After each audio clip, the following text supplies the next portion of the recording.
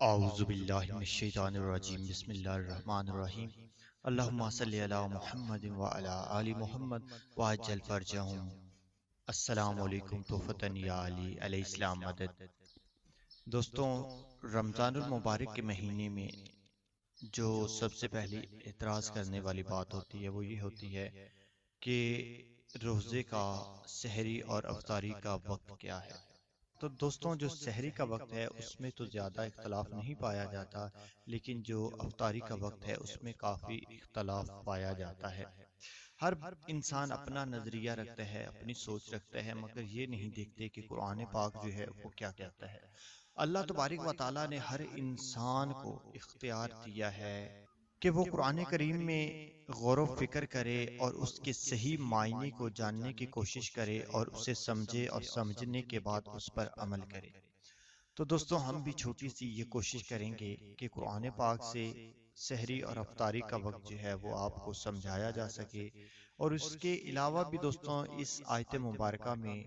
اور بھی بہت سی چیزیں پائی جاتی ہیں، ان پر بھی ذرا سی بات کر لیں گے، لیکن مسئلہ یہ ہے کہ پہلے افطاری کا وقت جو ہے وہ کلیئر کر لیا جائے، سحری اور افطاری کا۔ سورہ بقرہ آیت نمبر 187 اللہ پاک فرما رہا ہے: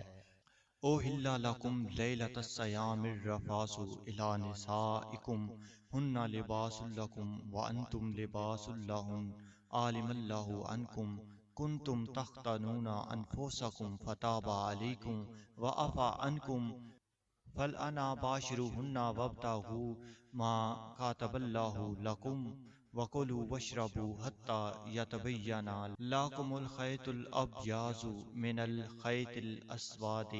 من الفجر ثم آتموا الصیام الی اللیل ولا تباشروہن وانتم عاکفون فی المساجد تلک حدود اللہ فلا تقربوها کذالک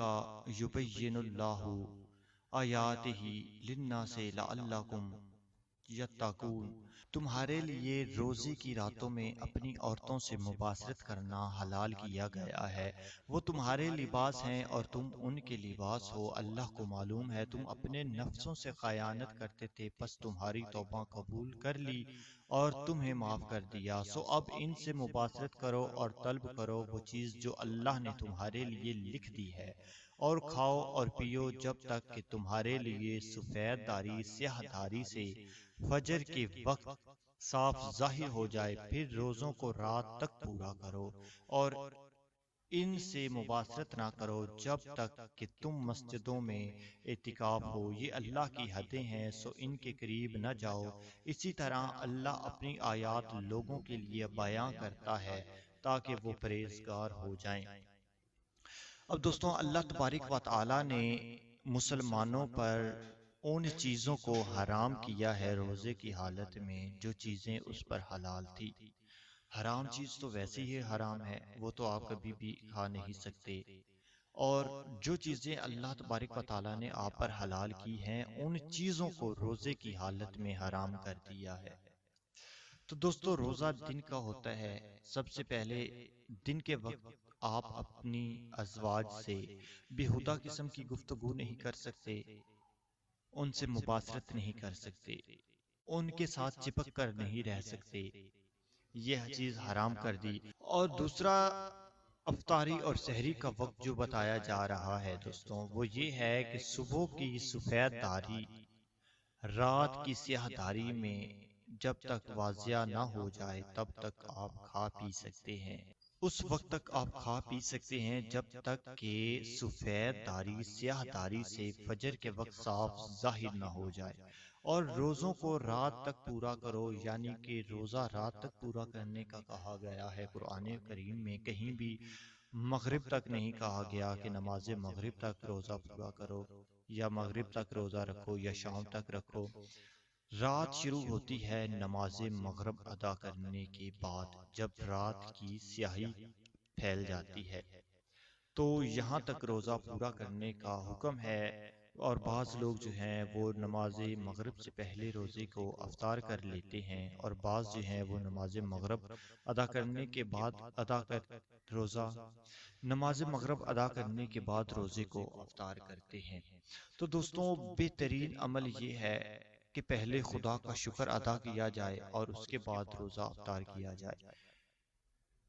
جو قرآن پاک کے مطابق بالکل صحیح ہے کہ روزے کو رات تک پورا کرے۔ ہم کسی کتاب سے کوئی حدیث نہیں دے رہے کہ نبی پاک صلی اللہ علیہ وآلہ وسلم نے حضرت بلال سے فرمایا کہ میرے لیے ستو گھول کے لے آؤ، اور حضرت بلال اصرار کرتے ہیں کہ ابھی کچھ دیر ٹھہریے، مگر نبی پاک صلی اللہ علیہ وآلہ وسلم کہتے کہ نہیں، جلدی لے آؤ، جلدی لے آؤ، جو کہا وہ کرو۔ ہم ایسا کچھ نہیں کہتے دوستو۔ شام کا وقت قرآن پاک میں نہیں ہے کہ شام تک روزے کو پورا کرو، نہ ہی قرآن پاک میں ہے کہ مغرب تک روزے کو پورا کرو۔ قرآن پاک میں ہے کہ رات تک پورا کرو، جب رات شروع ہوئے تب روزے کو افطار کر دو۔ تو افطاری کا صحیح وقت جو ہے وہ یہی بنتا ہے کہ نماز مغرب کو ادا کرنے کے بعد روزے کو افطار کیا جائے۔